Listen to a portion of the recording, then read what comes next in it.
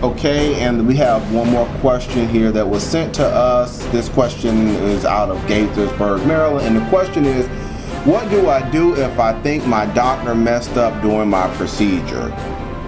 Again, the question is, what do I do if I think my doctor has messed up during my procedure?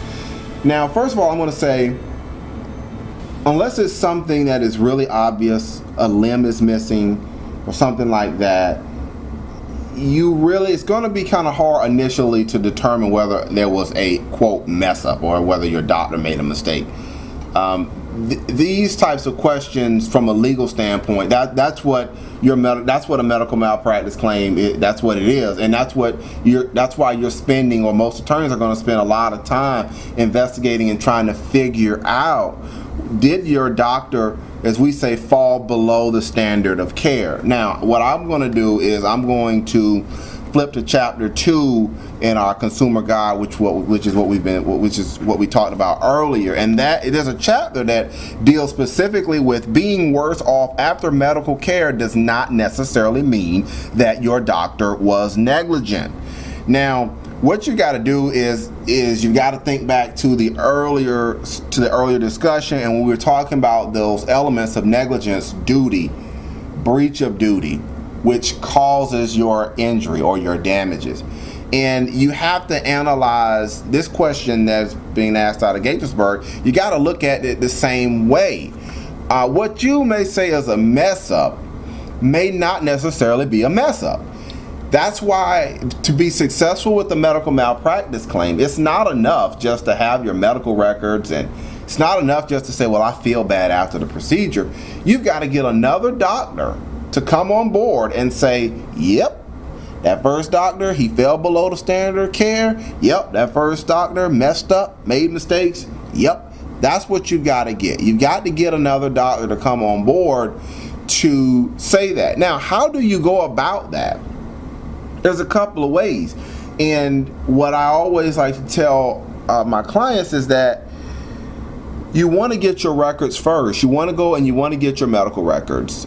You want to get the surgical notes. You want to get the discharge diagnosis information. You want to get all of this stuff, because this is what will allow you to be able to review what your treating professional did. So you get your notes, you get the records, and you start looking at the records.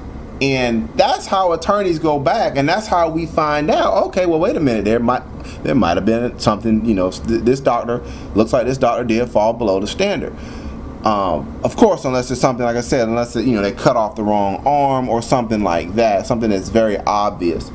So, to this question out of Gaithersburg, what do you need to do? You need to get those records. You need to go in and you need to request your medical records first. And also, it doesn't hurt, you can get a second opinion, because sometimes during these second opinions, you go see another doctor. That doctor can also tip you off as to what may or may not have happened, or what should have happened during the first procedure. So you don't want to stop there. If you think something was wrong, go talk to somebody else and get their opinion on the process. And if you've got your medical records, that will also help too, because you can turn those records over to the doctor that's giving you the second opinion. Now, they're probably going to request them anyway from the first doctor, but if you want to be thorough with it and you want to keep the ball moving pretty quickly, you can already have your records and you can show those to your to the second doctor. Alrighty, well, the light is getting ready to come on. Well, the light is already on for me to go ahead and wrap this up. But before I go, if you have been listening and you're wondering how can you get your hands on this consumer guide, don't get left in the dark. What you must know before bringing a medical malpractice claim in Maryland, send us an email at info@bostonlawllc.com. Again, that's info@bostonlawllc.com. And let us know that you want a complimentary copy of our consumer guide. You can also go to our website at bostonlawllc.com. There is a form there that you can fill out. You can click on one of the books and it'll come to us, and we will get that out in the mail to us. If you want to give us a call and request it, you can do it that way too. You can call us at 301-850-4832.